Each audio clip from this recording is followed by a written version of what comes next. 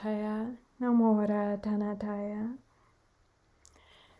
Walking in the footsteps of Great Theri Sanghamitta, offered in commemoration of the Sanghamitta Day full moon. Inspiration is of enormous meaning in human life, a priceless treasure. In times of darkness, trials, and turmoil, bright examples are our guiding lights, our companions, Kalyanamitta, both by day and by night.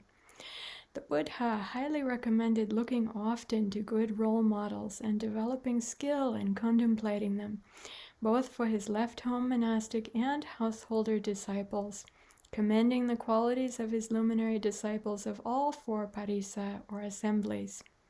Each was considered noble, meaningful, and worthy of remembrance.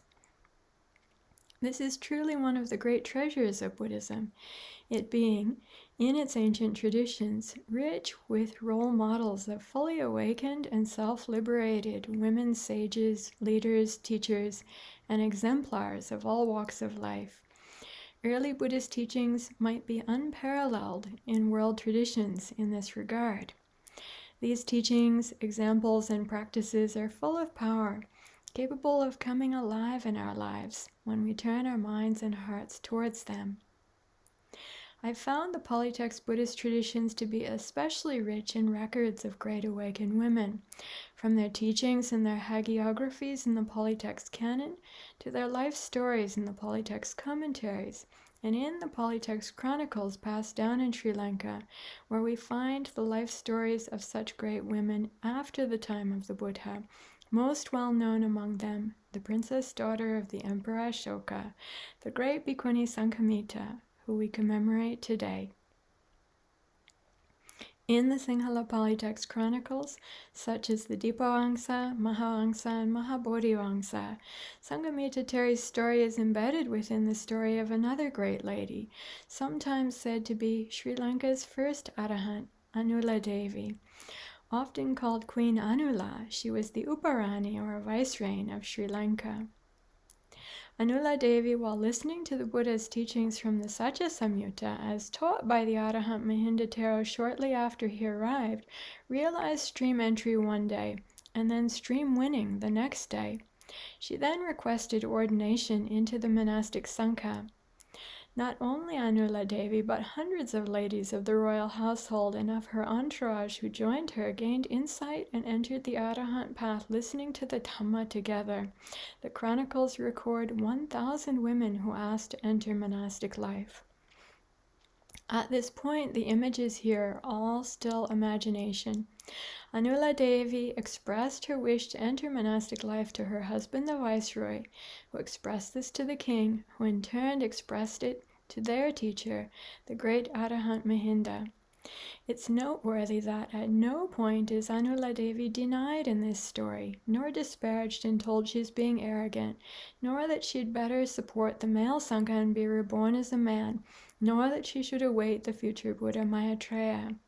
Rather, the Venerable Mahindra recommends calling upon his sister, a Bhikkhuni of great wisdom, Sanghamitta, also mentioning a number of other Bhikkhunis of exemplary qualities by name, recommending them to come as well.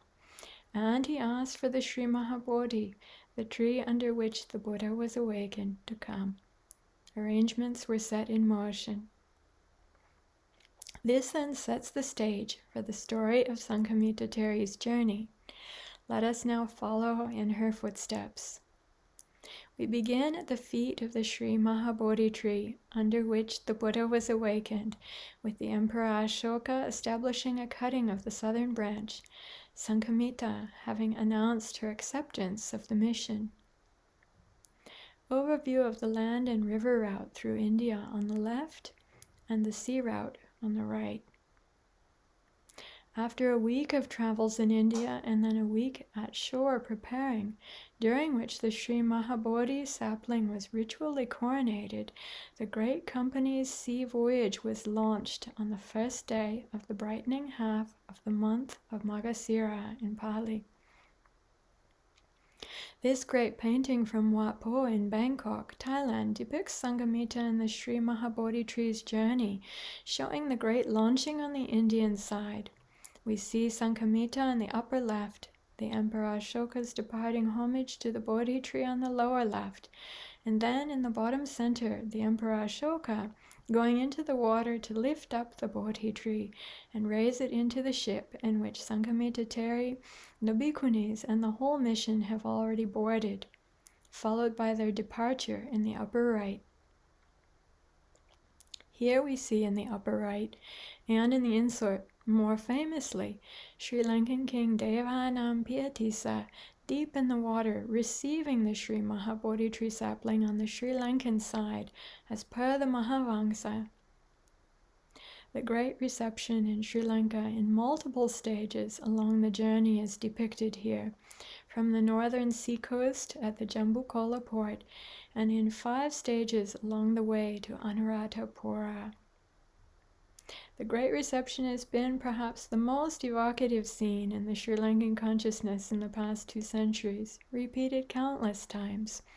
One of the most famous depictions is the noble and magnificent great wall mural of the ancient Kelaniya Raja Mahavihara by artist Solis Mendes, whose beautiful paintings fill this temple's galleries.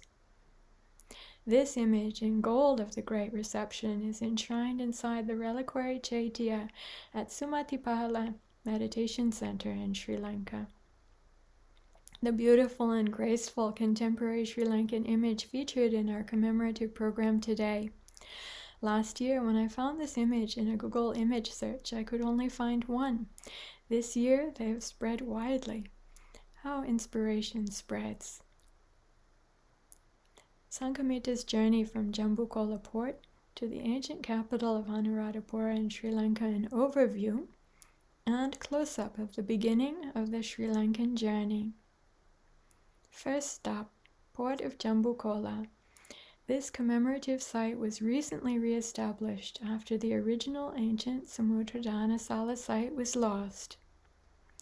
Second stop along the journey, per Sri Lankan traditions, the Sri Bodhi Dakshinarama in Vaunia along the Kandy Jaffna Highway. Third stop is an overnight at the ancient Tantrimale Raja Mahavihara, formerly known as the village of the Brahmin Tiwanka and Mahavamsa. The painting on site shows Brahman Tiwanka planting one of the first 8 fruits of the Sri Mahabodhi tree, still alive there today.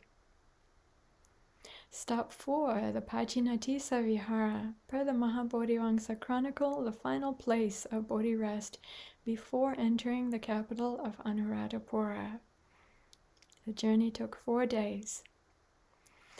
Actually, for the 5th stop, there are 2 traditions. First, the aforementioned stop according to the chronicles, and second, according to local traditions, the ancient Great Northern Road by which the Great Company arrived is none other than the road now called Sanghamittā, named after Sanghamittā Therī, and the route she took to enter the citadel with the Sri Mahabodhi tree through the northern gate. We show this route here as well. 5th stop continued. The first tradition has Sanghamittā Therī, the Bodhi and great retinue, coming to the Padma Chaitya before entering the citadel by the north gate. This was the site built by King Devanam to mark Mahindathero's first arrival to Anuradhapura. The ancient Padma Chaitya site has recently been lost. We've used old maps here to try and find it again. The second tradition, which has Sanghamittā Therī and the Great Company entering directly via the Great Northern Highway. When mapping Sanghamitta's journey, I noticed that the formerly royally endowed Ashokarama Purana Bhikkhuni Arama near Pangulya village is just to the east of Sanghamittā Mawata Road and just adjacent to the Mawata Oya stream. According to the chronicles, Sanghamitta's ancient monastery where she sought seclusion, previously the Royal Elephants Resort, in a cool area away from the city with flowering kadamba bushes, so named, the Tathālokā or Tathālokā Vihara, was bordered on by the Mawata Oya, formerly named Kadamba River. Could this be Sanghamittā Therī's long-lost monastery? Her self-chosen secluded dwelling? I also question, due to the proximity to the later built Abhayagiri Vihara and this Bhikkhunya Rama's 1,000-year history of royal patronage, whether this may also have been the monastery of Tathālokā Therī, also known as Devasara Theri, who famously traveled by ship from Sri Lanka to China in the 5th century of the Common Era to establish dual ordination for the Chinese Bhikkhuni Sangha. First map here, from the north gate we pass through the citadel and emerge via the south gate, Sanghamitta Mahata Road. The second, we then pass Sanghamitta Stupa. The third, onto Sri Maha Bodhi Road. We enter the Jaya Sri Maha Bodhi Court, coming to the end of our journey. Mahinda and Bhikkhus and King Devanam Piyatissa on left, with Sanghamitta Theri and ladies of the royal household on right, established the Jaya Sri Mahabodhi in Anuradhapura, with leading families from around the island joining in. The establishment of the Jaya Sri Mahabodhi lasted for 1 week and was followed by Bhikkhuni ordinations, with Anula Devi and co. under Sanghamitta Theri, and Bhikkhu ordinations with Maharita and co. under Mahinda Thero, after which there came to be many, many Arahants of both Sanghas in Sri Lanka. The Venerable Jaya Sri Mahabodhi tree of Anuradhapura, established in 288 BCE. Journey's end for Arahant Sanghamitta. Sanghamitta Stupa was built over great Arahant Theri Sanghamitta's chosen cremation place by King Uddiya in the 9th year of his reign, 203 BCE. She entered Parinibbana 1 year after her brother, the great Arahant Thero Mahinda. She was 79 years old. The location chosen by her for her cremation per the chronicles was to the east of Tuparama and previously within sight of the Jaya Sri Maha Bodhi tree. Journey's end for Anula Devi. The Anula Devi Chaitya, unrestored, in Mahintale area outside Anuradhapura. Established in commemoration of Sri Lanka's first Bhikkhuni Arahant, Anula Devi, by Queen Vihara Mahadevi in the 2nd century BCE. I'd like to offer my special appreciation to Vihara Mahadevi, a restorer of the traditions of great Arahant Theri Sanghamittā and Anula Devi in Anuradhapura, after they'd been disrupted in the 2nd century BCE. She was a princess, then a queen, and then also became a Bhikkhuni in her later life, restoring and then passing on the Dipavamsa tradition of Sadhamavamsa Kovida Bhikkhunis, the lineage of Bhikkhuni teachers, leaders, and historians of Sri Lanka, which then lasted for more than 1,000 years after her time, and is now once again re-arising. The end of walking in the footsteps of great Theri Sanghamitta. Chirangarakantu loka sasanang. May the right teaching, practice, and fruits of the Buddha's dispensation last long in our world. Sadhu, sadhu, sadhu.